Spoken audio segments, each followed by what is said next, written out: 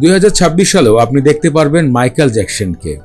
কথা উঠছে তার নতুন সিনেমা মাইকেলকে নিয়ে, কিন্তু তিনি তো বেঁচে নেই। তাহলে ঘটনা কি? চলুন জেনে আসি বিস্তারিত। শতাব্দীর অন্যতম চর্চিত এক চরিত্রের নাম মাইকেল জ্যাকসন। 80 অথবা এর আগের থেকেই তিনি ছিলেন জনপ্রিয়তার শীর্ষে। মানুষ তাকে এক নজর দেখার জন্য বিশ্বের এ প্রান্ত থেকে ও প্রান্ত ছুটে যেতেন। কোথায় মাইকেল জ্যাকসনের কনসার্ট হবে, নাচ দেখবেন না গান দেখবেন। এবার গণমাধ্যমে প্রকাশ হয়েছে তার নতুন সিনেমা, যেটিতে অভিনয় করছেন তারই ভাইপো জেফার জ্যাকসন।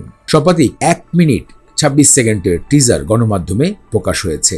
তার বায়োপিক তৈরি করা হচ্ছে, যেখানে অনেকেই থমকে গেছে। হুবহু মাইকেল জ্যাকসনের মতন কেউ নাচছে, কিভাবে সম্ভব? সূত্রে জানা গেছে তার ভাইপো ছোটবেলার থেকে মাইকেল জ্যাকসনকে ফলো করে আসছে। সেই সূত্রে তার কথাবার্তা, চালচলন, চোখের দৃষ্টি, এমনকি ড্যান্স স্টেপও মিলে যায়। তাই তাকেই সিলেক্ট করে নিয়েছেন সিনেমার পরিচালক অনন্তিয়া ফুকরিয়া। সম্পাদিক টিজারটি বেশ চর্চায় এসেছে। টিজারের সূত্র মতে 2026 সালে এপ্রিল মাসের 24 তারিখে সারা বিশ্বে সিনেমাটি মুক্তি দেওয়া হবে।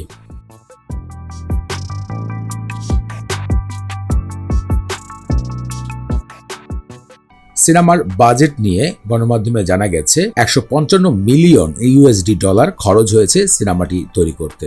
মাইকেল জ্যাকসনের জীবনকে ঘিরে একদম শেষ থেকে শুরু পর্যন্ত জীবন কাহিনী এই সিনেমাতে দেখা যাবে।